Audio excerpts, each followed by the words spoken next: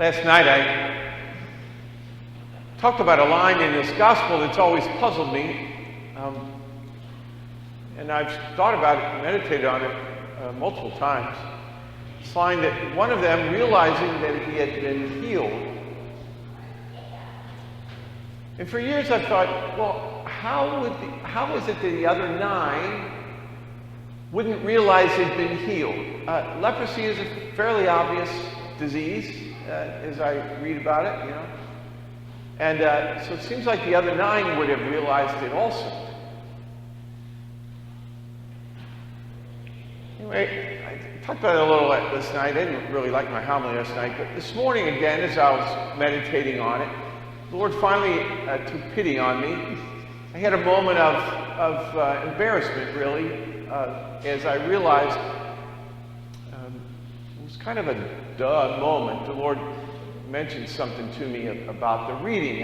Now, at the 9 o'clock, I said the Lord pointed out how stupid I was. But someone after the 9 o'clock mass said, Father, you really shouldn't call yourself stupid. You shouldn't call a priest stupid, and you know. So I won't call myself stupid. I'll just say I had a moment of where I realized maybe I've been a little dim about. And the Lord is always happy, it seems like, to point out when I've been dim. And so he enjoyed the prayer this morning more than I did. But I was reading it like, you know, one realizing he'd been healed, came back. I was reading it to the other 9 didn't. And he said, it doesn't mean that at all. It's just one realizing he'd been healed, turn around, and the other 9, I'm sure, realized they were healed, but didn't bother to come back to thank him. This is the point. And so I was thinking again this morning about Thanksgiving. And thinking about this leper, not so much as a healing story, but as a gift story. That here's a gift that Jesus gave them all to be healed of their leprosy. And 9, in my meditation this morning, I thought, okay, 9 of them realized they were healed, but it didn't move them to thanksgiving. And how often is that the case with us? Mostly I'll say with me. How long did it take me, and I don't remember how old I was, but at some point I realized even my life is a gift from God. So how many years did I not even realize that this gift that God had given me and not thank him for it? But everything, you can go down all the gifts that God gives us. Our life, our health, whatever. And this morning, you know, as I was going through things, I thought, yeah, even though we can have some things wrong, I've got some things wrong with my body, of course. But, you know, a few days ago, I was splitting wood, and in the beautiful morning, you know, we've had this week, these mornings. And this morning, when I was down when I went down to the river, pray my rosary, you know, I just stopped a minute. I was looking at the stars. You know, stars have been, I don't know if you guys have been up, they've just been exquisite for this past month or so. And, you know, listen to the ducks waking up and feeling the cool breeze and whatever else, blah, blah, blah, on and on. You know, we can list our blessings. List all these things for which to give thanks to God. And to realize that they're gifts. And we can go on, you know, for a long time about these things until you realize, you know, for instance, the phrase that always gets me, I always think it's such a silly phrase, man, self-made man, you know. None of us are self-made. We, you know, even, yes, maybe we've done something, we've made something of our lives, but what have we done? We've used the raw materials that God gives us, used the other gifts that people throughout our lives give us. And so to realize these things are gifts, and then to come back to God and thank Him, is a major step in the spiritual life. But the Lord led me further, okay, that's not a huge insight to thank God for the gifts that He's given. It's maybe a little step to say, there are many things we have that we don't realize are gifts and don't thank God for. So thank God for the good things that He's given us. But then I got thinking about thank God for the good things that He's not given us.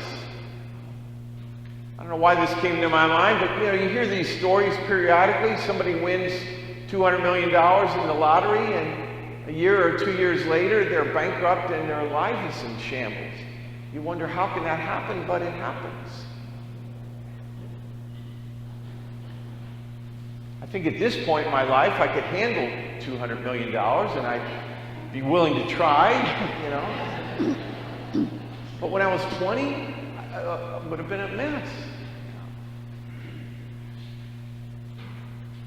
And so, to thank God for the good things that He doesn't give us. Some of you will remember Paul Horston. He was used to be superintendent of the golf course there in Fort Thomas. And I remember him telling me, and I think about this periodically, it's a good spiritual lesson for me, but he said there are times you do not water. You don't give water to the grass. Because when it gets dry like that, then the roots push down, searching for water. It makes the grass stronger. And there are times that God doesn't give us good things, make us work a little harder. And so it's hard to thank God for not giving us good things, but to do that is maybe another step, And then He kept pulling me along to thank Him for the quote-unquote bad things that happen to us. How many times, certainly in my own life, I realized the benefits, I realized it later, of course, the benefits of some of the struggles and suffering that I've gone through. And usually it leads you to, if you let it, will lead you to a spiritual maturity, or at least moving in that direction. I don't claim any spiritual maturity, but I think years ago even, after my heart surgery, and I was thinking, later I saw the good that did for me. I was, strong and healthy and run a marathon just 6 months before the surgery, but I realized afterwards that there was a little, I have to admit it, contempt. That's a hard word, but a little bit maybe impatient also with people who dealt with all these health things. And in my arrogance, I thought, well, if you would just live a healthy life, you wouldn't have all these things and be taking all this medication. And so, I don't know if that's the reason, but through this, I realized, Stef, things happen, genetic things, whatever else. Everybody who is dealing with health stuff, it's not because they're just sitting on the couch all day. You can do all the right things and still be. And so it gave me finally, some patience and some compassion that I didn't have before for people who were sick, which has certainly come in handy in my ministry, right? But just even if it weren't, just to get rid of that arrogance is a good thing. And so to thank God for the bad things that come to us, quote unquote bad things that come to us. And then finally, to fill out the category, I guess, the Lord says, now what about thanking me for the misfortunes and bad things that I keep from you, that I don't let happen to you. And some of the obvious things, I think of times when it could have been a disaster and somehow it wasn't, you know. But most of those things we don't even know. We don't even know all the stuff that could happen to us and doesn't.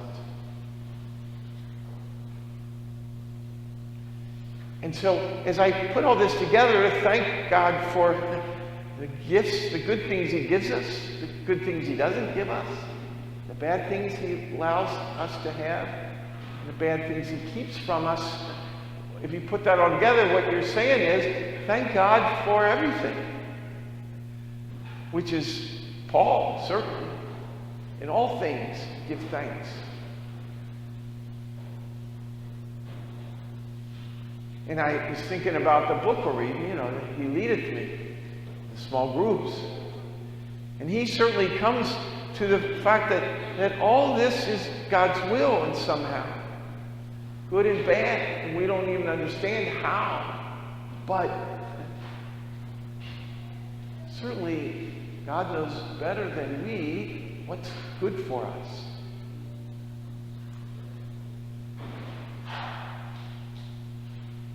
And so from the leper, I was thinking this morning, I came to that thing. And it's not a Pollyanna, oh, just thank God for everything. No. But thank God for everything. It's either in our lives or not in our lives.